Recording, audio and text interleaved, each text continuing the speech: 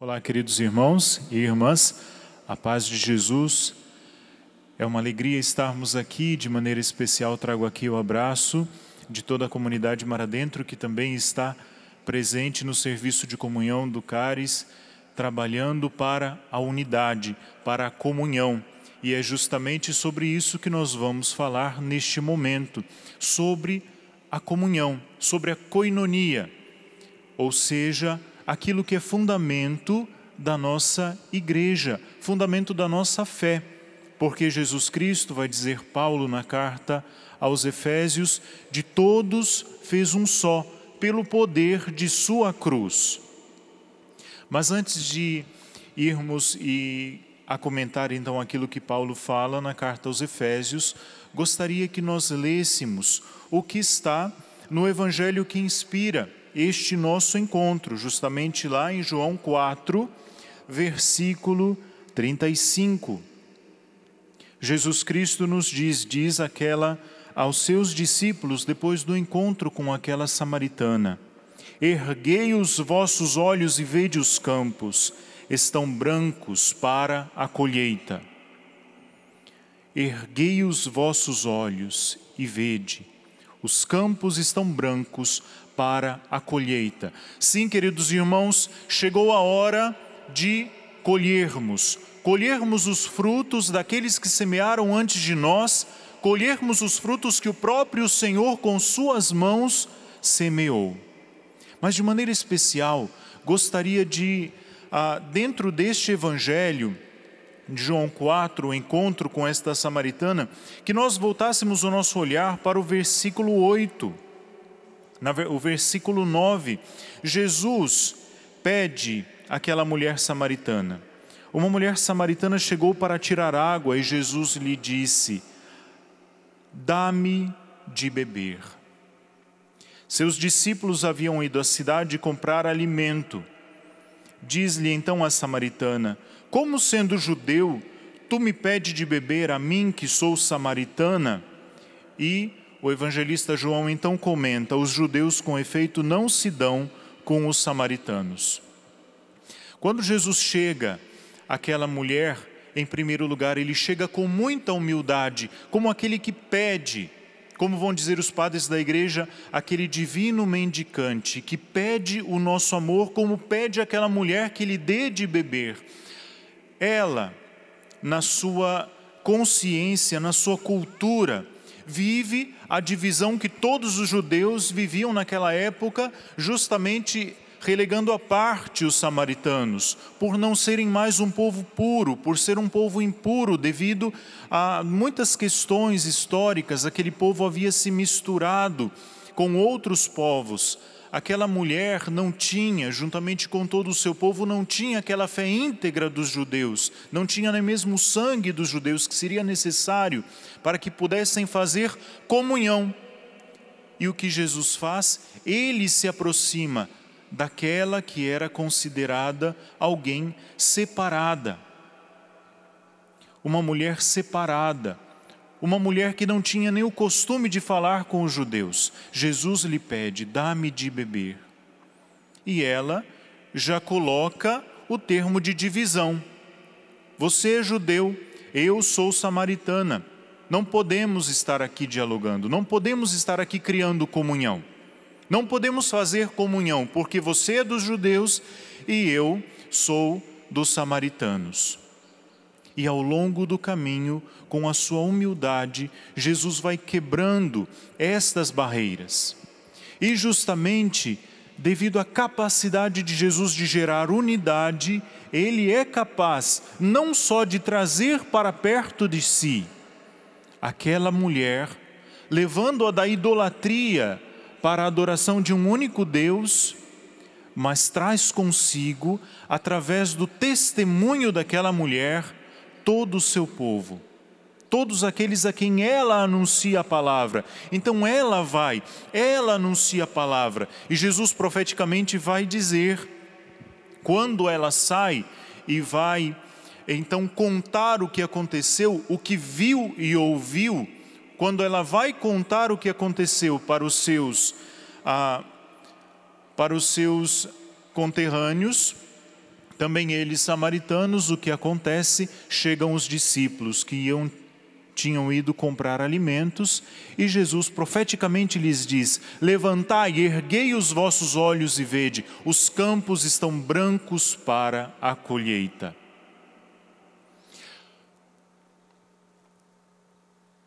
Quando chegamos ao Atos dos Apóstolos, no capítulo 8, nós temos ali a evangelização do diácono Filipe. Filipe chega na Samaria. Filipe anuncia a palavra de Deus na Samaria. Ele encontra um povo de coração disposto. Aquilo que Jesus havia feito por sua obra, quem colheu foi Filipe. Logo depois, então, sucedido pelos apóstolos.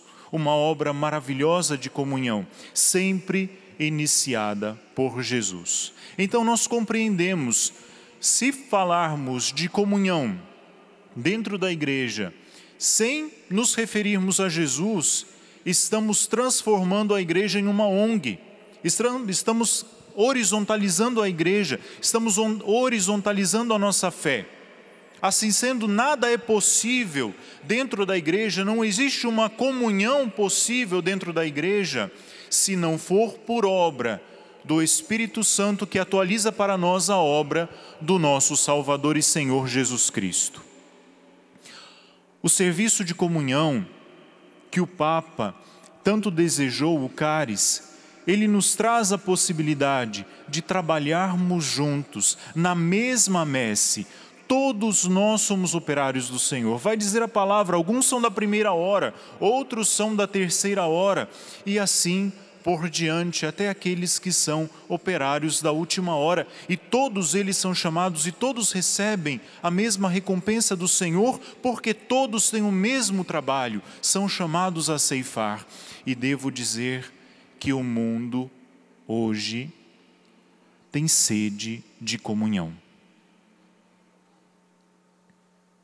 Como aquela mulher samaritana tinha sede de uma água viva que saciasse a sede do seu coração, que saciasse sua sede de amor, e de fato ela recebeu desta água viva do coração do próprio Jesus, assim também hoje o mundo tem sede desta comunhão. Não há colheita se de fato nós, como colaboradores do bom semeador, não pudermos de fato regar as sementes para que possam nascer através desta vida de unidade e comunhão. Não é possível testemunhar nada na igreja se estivermos divididos. São Tiago em sua carta vai dizer: se vos mordeis e devorais, o que quereis? Vós mesmos se destruireis, por si mesmos sereis destruídos, aniquilados. Não existe possibilidade de evangelização, não existe possibilidade de comunhão, não existe possibilidade de testemunho se não houver de nossa parte a comunhão. E esta unidade na igreja, tão desejada e tão sacrificada, na igreja ela só é possível quando nós vivemos três coisas que são necessárias, essenciais: a conversão, um espírito de conversão, um espírito que nos leve a estar constantemente buscando uma mudança, uma transformação do coração. Então, se nós queremos gerar união, e o Cáris está aqui para isso, para gerar esta união entre a renovação carismática, entre as novas comunidades e dentre as novas comunidades, entre elas esta comunhão. Entre todos os movimentos, serviços, escolas de evangelização, é necessário que cada um de nós comece gerando esta comunhão através da própria vida de conversão. Mas ao que nos leva a vida de conversão? Nos leva justamente a esta comunhão com Deus, que é a mais desejada. Já o Papa Paulo VI, quando vive o final do seu pontificado, um momento muito crítico da história da igreja, um momento muito sofrido, uma incompreensão imensa sobre aquilo que era o coração do concílio, que gerava justamente esse desejo de unidade. Então Paulo VI sofre porque naquele momento as pessoas diziam: Jesus Cristo sim, mas igreja não. Era um slogan daquele momento. Jesus Cristo sim, igreja não. E o Papa sofre, Papa Paulo VI sofre, porque de fato não é possível viver a comunhão com Cristo, a comunhão com Deus, se primeiro não se vive a comunhão entre os irmãos. Quem diz isso é São João, quando afirma: se dizeis que amais a Deus e não amais os vossos irmãos, então sois mentirosos. Porque quem diz que ama a Deus, que não se vê, e não ama o irmão a quem se vê, é mentiroso. Quem diz que faz comunhão com Deus e não faz comunhão com o seu irmão a quem vê, é mentiroso. E nós não queremos ser passados como filhos da mentira, porque o pai da mentira é o demônio,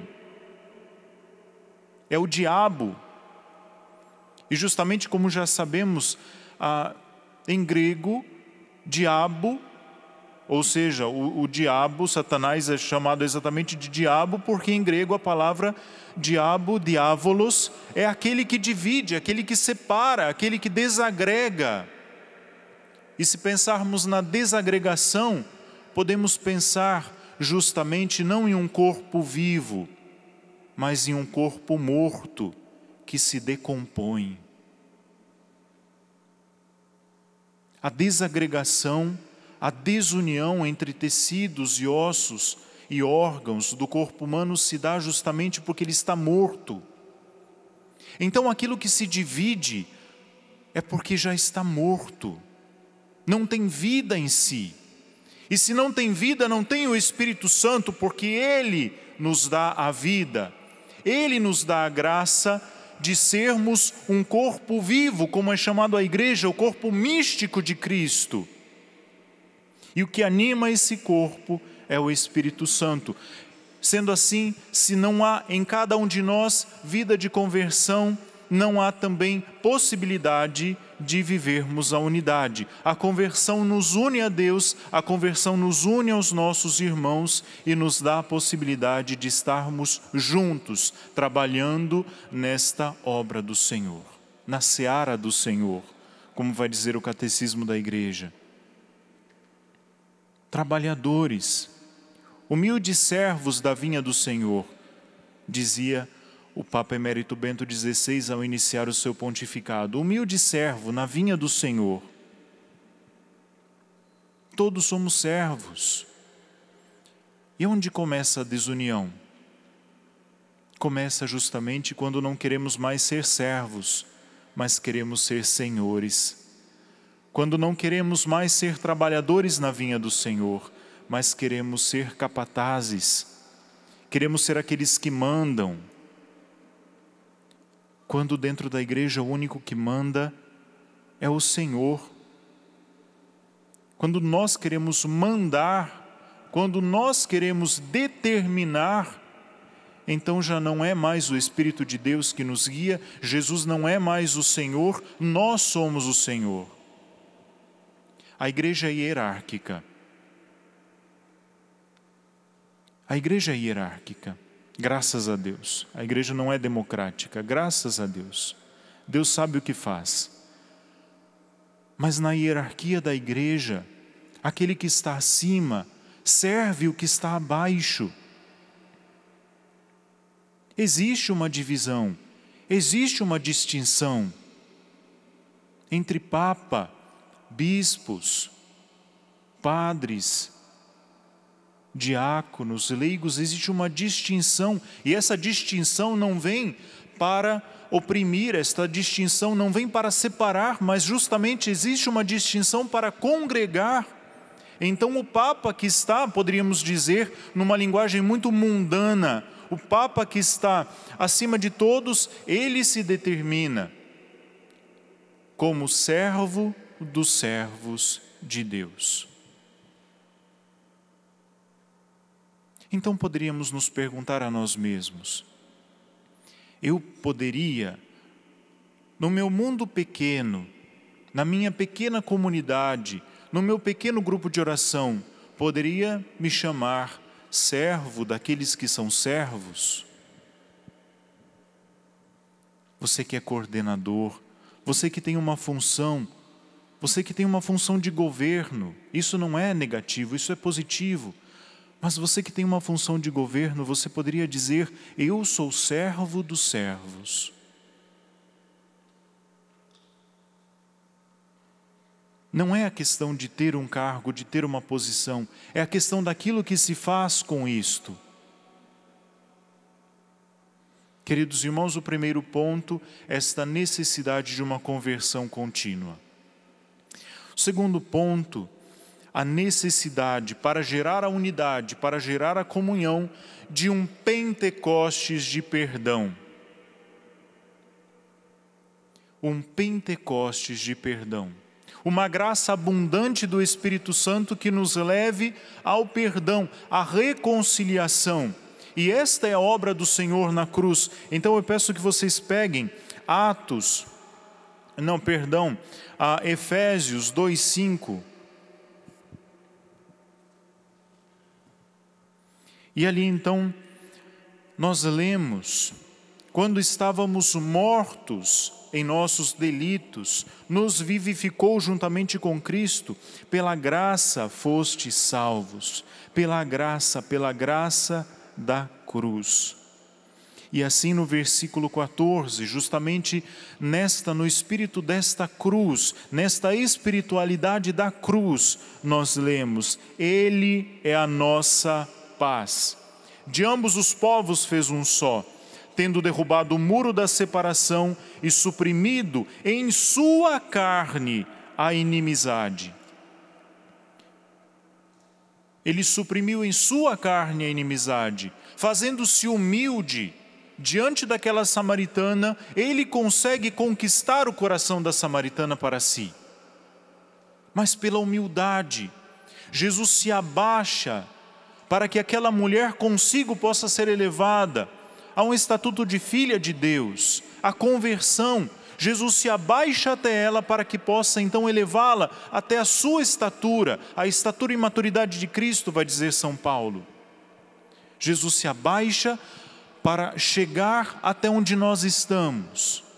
E então compreendemos o que vai dizer Paulo. Suprimiu a inimizade, suprimiu a divisão na sua própria carne, no seu próprio corpo. Jesus Cristo suprime a divisão.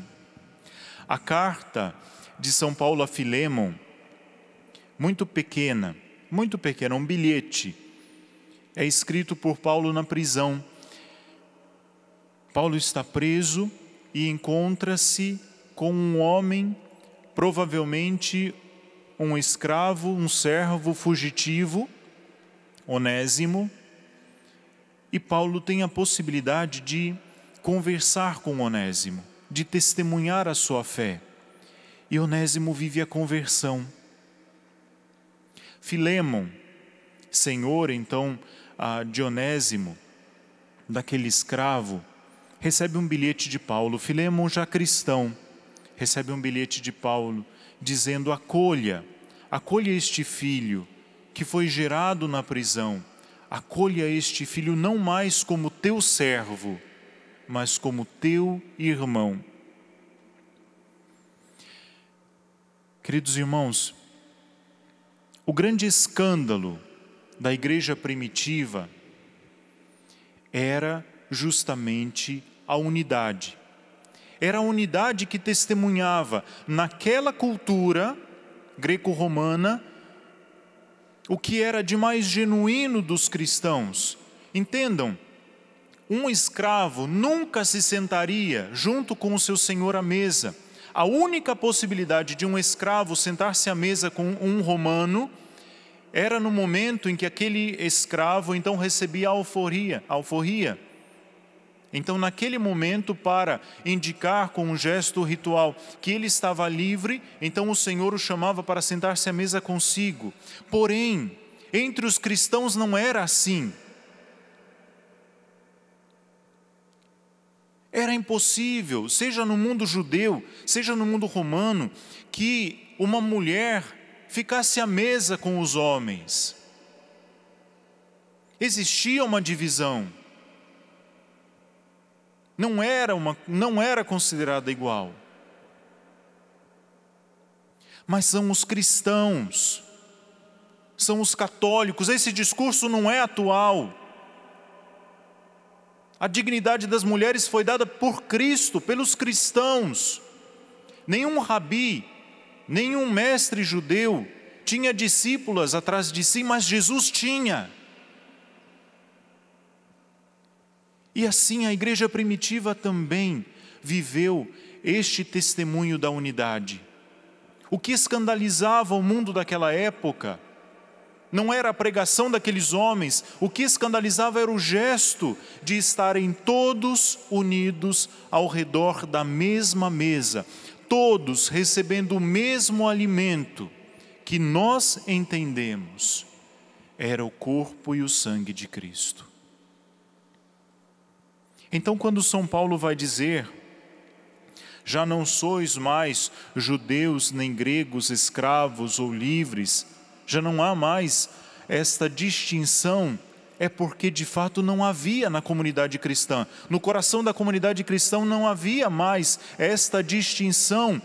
Jesus Cristo tinha quebrado, destruído todas as barreiras de divisão haviam sido destruídas por Cristo. Então, no primeiro século, nós sabemos muito bem uma frase que se diz: vede como eles se amam.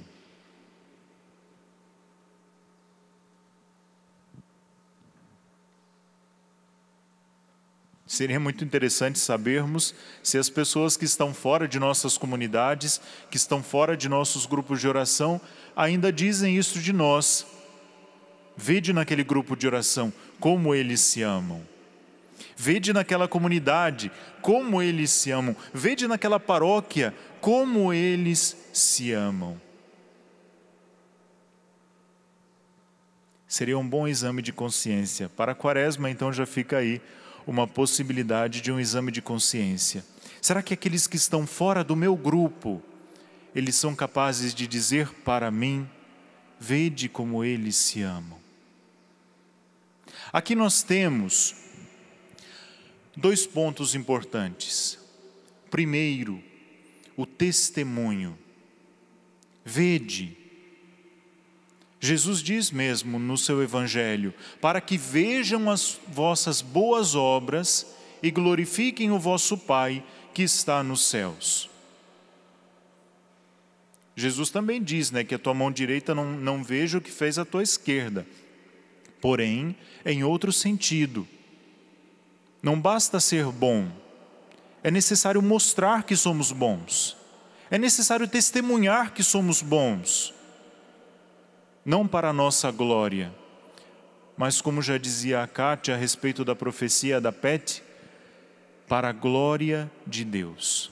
Assim Jesus Cristo vai dizer: para que os homens vejam as suas boas obras e glorifiquem o Pai, que a glória seja de Deus. Hoje estamos celebrando o Santo Inácio de Loyola e então lembrando a glória de Deus, ad maior gloriam Dei, da igreja, e perceber que existe amor, nós somos capazes ainda hoje de dar um testemunho, de testemunhar a essência do cristianismo, que é a unidade. Se através da cruz Jesus gerou a unidade, então a obra mais importante que existe para nós é justamente a unidade. Na carta aos Hebreus, o autor vai chamar Jesus de pontífice da nossa fé. Ora, o que é o pontífice? Na cultura grega, no mundo romano, o pontífice era o engenheiro que construía pontes. E as pontes dos romanos, se alguém conhece aqui algum lugar na Europa turístico, sabe que há algumas pontes construídas ainda na época do Império Romano, até hoje existem. Eles eram mestres na arte de construir pontes. E aí lembramos as palavras do nosso querido Papa Francisco: não muros, mas pontes. Jesus Cristo é o pontífice, primeiro porque nos reconcilia, traz para nós o perdão e a reconciliação entre Deus e os homens. E não é de qualquer forma que faz isso. Para reconciliar, para unificar, para construir uma ponte entre céus e terra, ponte esta que foi destruída pelo pecado do homem, Ele mesmo se faz homem, e o Verbo se faz carne, e vem habitar no meio de nós. Esta unidade de Jesus Cristo, Deus e homem, ela se transforma para nós, pela obra do Filho, em unidade entre nós. E a reconciliação e o perdão não é nada mais do que vivermos esta espiritualidade da cruz. Se Ele, que é Deus, perdoou a mim que sou um pecador, como eu que sou um pecador, não posso perdoar ao irmão que também ele é um pecador? Vejam, quando não perdoamos, estamos vivendo uma grande injustiça, porque o santo e o justo perdoou a mim que sou pecador, mas eu que sou pecador não posso, não consigo perdoar aquele que também ele é pecador igual a mim. Então a unidade se constrói a partir do perdão, a partir deste espírito de conversão, a partir do perdão. Porque vejam, o perdão só é possível no amor. E aqui compreendemos a segunda metade da frase, porque todo mundo só diz: vede como eles se amam, vede como eles se amam. Então dizemos o testemunho e, em segundo ponto, a caridade. Caridade esta que é, por si mesma, aquela que constrói a comunhão. Queridos irmãos, nós compreendemos que não existe comunhão sem a caridade. Ouvimos que caris em grego significa amor, e o amor gera comunhão. Quem diz isso é Santa Teresinha.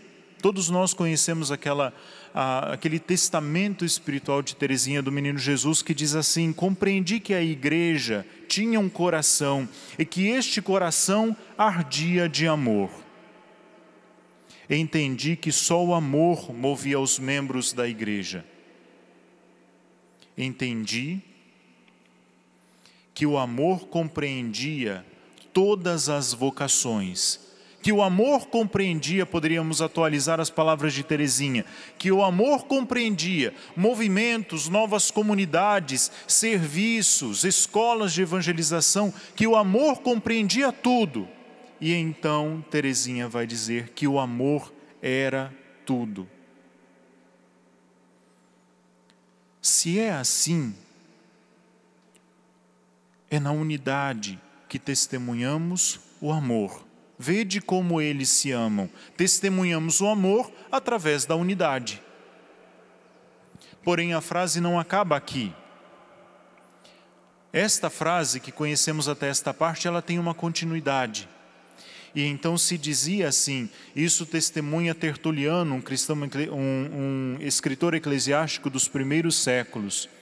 Ele vai dizer que se dizia dos cristãos: vede como eles se amam, e a frase continua, e são capazes de dar a sua vida uns pelos outros. Então não é qualquer amor, não é qualquer sentimento ou afeto no sentido, eu sinto simpatia por aquela pessoa, então vou me aproximar dela. Eu sinto simpatia por aquele grupo e vou me aproximar dele. Sinto simpatia por aquelas pessoas. Posso fazer comunhão com a renovação carismática, mas não é possível fazer comunhão com os irmãos neocatecumenais. Não é possível fazer comunhão com aqueles que têm uma espiritualidade da teologia da libertação. Não posso fazer comunhão com aqueles que são da comunhão e libertação, não posso fazer comunhão com aqueles que são de paróquias, não posso, porque eu sou da renovação, eu sou das novas comunidades. E como a minha nova comunidade é renovada, então faço comunhão com a renovação, mas com aqueles outros grupos não posso fazer comunhão. Isso não existe. Ou a comunhão é integral, ou ela não existe. Se ainda há uma parte do corpo de Cristo desagregado, a comunhão ainda não existe. Ser capaz de dar a vida uns pelos outros é ser capaz de renunciar quando é necessário às próprias verdades pessoais. Não a verdade que é Cristo, não a doutrina dos apóstolos, não neste sentido, mas as verdades pessoais, aos sentimentos de afeto pessoais, às simpatias. Porque para amar é necessário sacrifício, da mesma forma que para gerar comunhão é necessário fazer sacrifícios. Ninguém gera comunhão sem sacrifícios. Quem é casado sabe que não se mantém um casamento por 20, por 25, 30, 50 anos, sem sacrifício de ambas as partes. É claro que quando existe sacrifício de uma parte só, então existe ali uma anomalia, uma doença no próprio coração do amor. É necessário o sacrifício, que no Evangelho Jesus vai chamar de renúncia. Renunciar a si mesmo para acolher o outro. Em que sentido?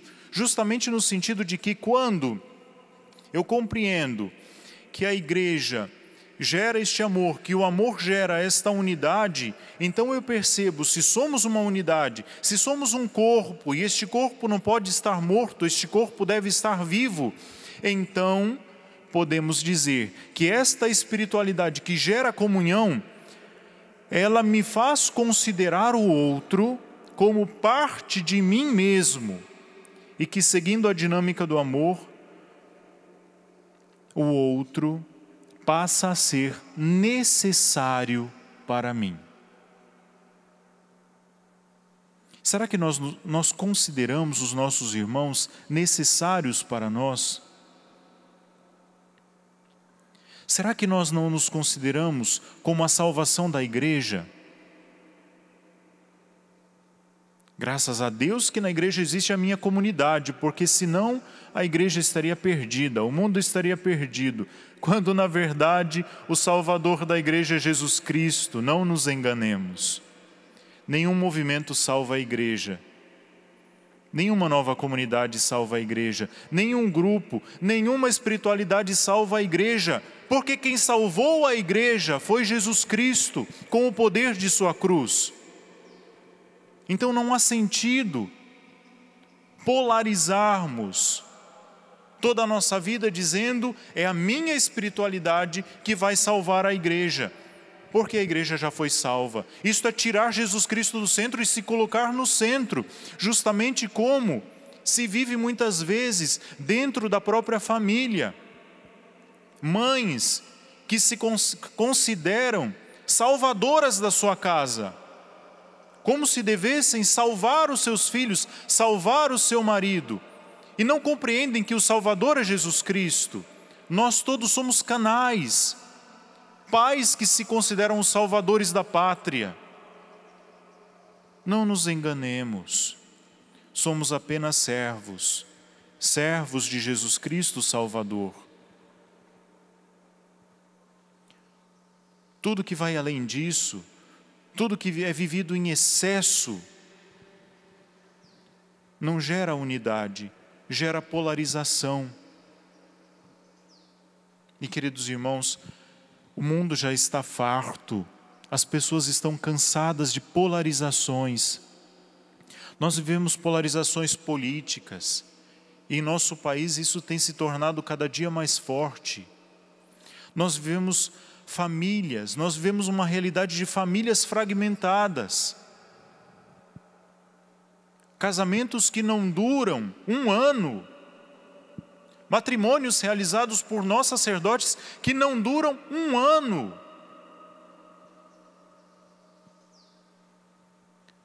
Pais separados dos próprios filhos, não conseguem dialogar. Nós vivemos já numa realidade profundamente marcada pela divisão, profundamente marcada pelo diabo e pelo seu maior sinal, a divisão. Um cristianismo dividido entre si. Um cristianismo que não é mais sinal de unidade. Cristãos que se mordem e devoram. Cada um com a sua verdade.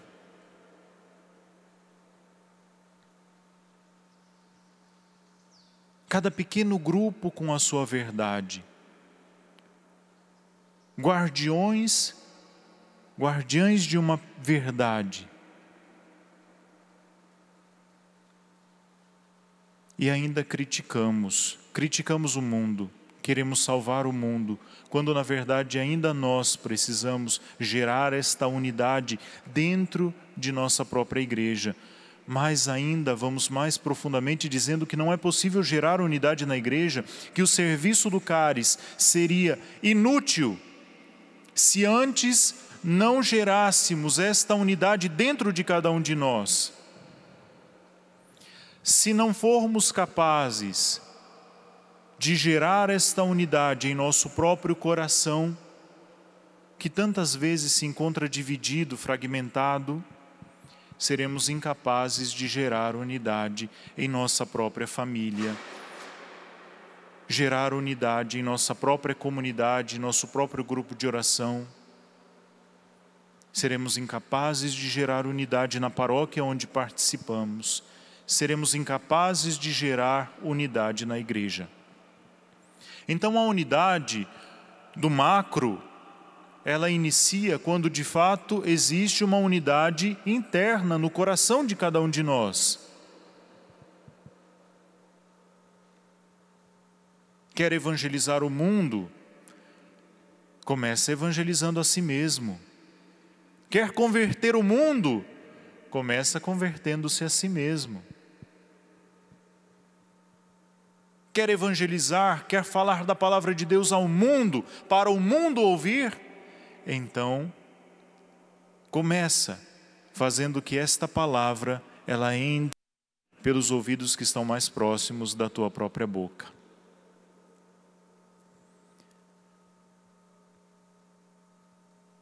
Queridos irmãos, é necessário que esta comunhão comece em nós. É necessário que cada um de nós se compreenda como parte do corpo de Cristo. Aqui vem a primeira carta aos Coríntios e vai nos ensinar tudo isso. Vai nos dar a graça então de compreendermos esta unidade, a unidade do corpo de Cristo, onde nenhum membro é melhor ou maior, mas todos os membros compõem o mesmo corpo. E ali compreendemos que este grande testemunho, colocado então por Lucas nos Atos dos Apóstolos, ele acontece quando abrimos o nosso coração para ver o outro, para ver a beleza presente no outro, para encontrar-se não com aquilo que nos divide, mas com aquilo que nos une. E o que nos une é Cristo.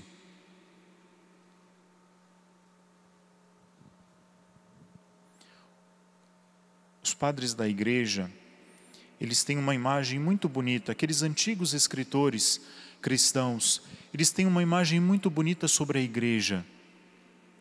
Dizem que a igreja é como a lua. A lua tem suas fases. E então eles dizem, quando a igreja, os membros da igreja, compreendemos bem, quando os membros da igreja, quando a maioria deles vive no pecado, numa falta de conversão, numa falta de perdão, então a igreja é como a lua minguante. Pouco reflete a luz do sol. Mas quando a igreja vive a verdade, quando a igreja vive a santidade, quando a igreja vive a unidade, então ela é como a lua cheia. A lua não tem uma luz própria, ela reflete a luz do sol. Quando vivemos nós a unidade, quando vivemos nós a verdade, quando vivemos nós como autênticos cristãos que vivem na espiritualidade da cruz, o encontro, a comunhão, então nós resplandecemos em nós a luz de Cristo. Nos tornamos como a lua cheia. E é tão bonito olhar para o céu e ver quando a lua está cheia. Olhar para o céu e perceber que aquele satélite, ele irradia sobre a terra uma luz que não é sua. E ele não se sente diminuído porque aquela luz não é sua. Ele não se sente menos porque aquela luz não é sua. Mas se sente feliz e realizado, plenificado, porque pode refletir em si para o mundo uma luz que vem de Cristo. Que sejamos capazes de gerar união. Que sejamos como o Papa Paulo VI vai afirmar na Evangelii Nuntiandi, artífices da comunhão. O artífice, ele é como o artesão, não compra algo já pronto, não vai em uma loja de conveniências e compra, mas ele faz, ele modela, ele esculpe. Isso dá trabalho, isso exige paciência, isso exige sacrifício, exige tempo. A obra de um artesão é magnífica, é esplêndida, porém exige tempo, paciência, perseverança. Assim também, o que nós iniciamos neste tempo, a pedido e a desejo do Papa Francisco com o cálice, é esta obra de artesãos, artesãos da unidade. Para citar um outro Papa tão querido por nós, São João Paulo II, na Novo Milênio e Neunte, ele vai dizer para nós, no início do Novo Milênio, ele vai dizer para nós, a igreja deve ser uma escola de comunhão. O mestre desta escola é Jesus, porém nós devemos ser bons alunos, aprender bem a lição. E esta obra de comunhão é obra do Espírito Santo, que age em nossos corações, move os nossos corações e nos dá a graça de dar para o mundo um testemunho. Atos 2,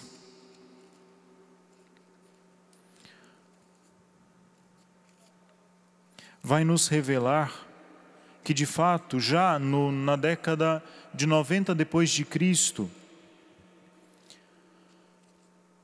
os cristãos eram conhecidos por esta unidade.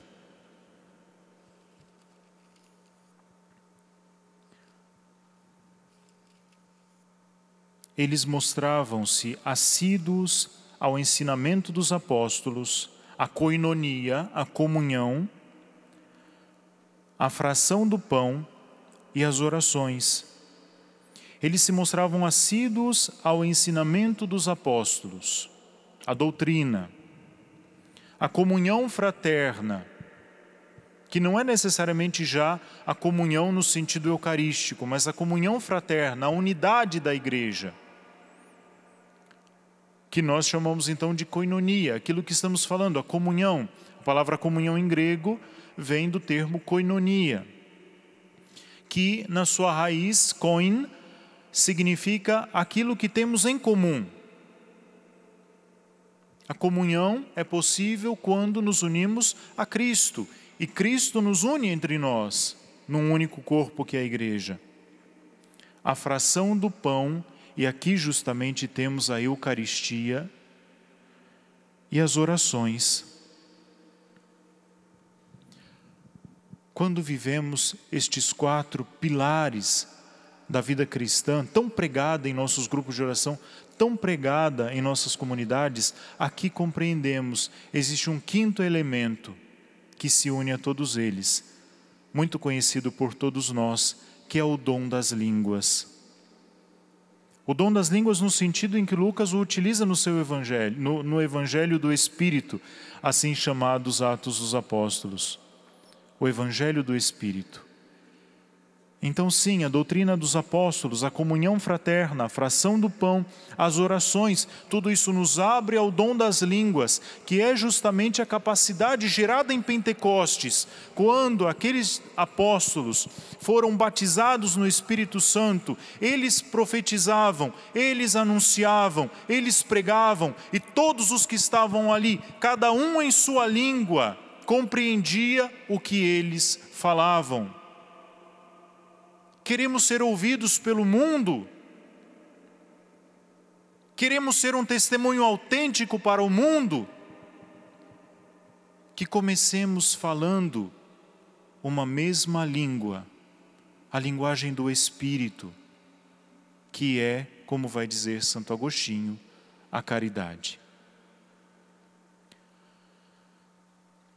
Convido você a rezar comigo, pedindo esta graça ao Senhor, a graça da unidade, que seja gerada em nossos corações, pela obra do Espírito Santo.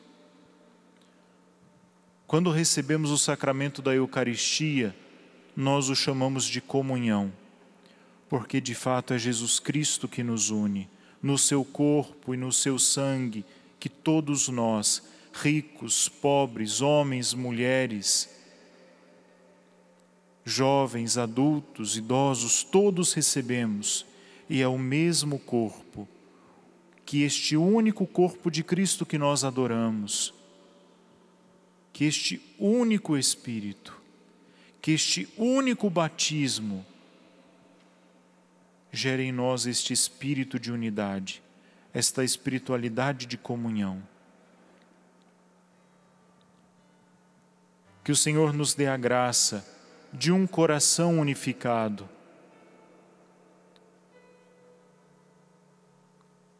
E para que assim possamos viver o terceiro ponto tão importante para a unidade, que é este abandono nas mãos de Deus.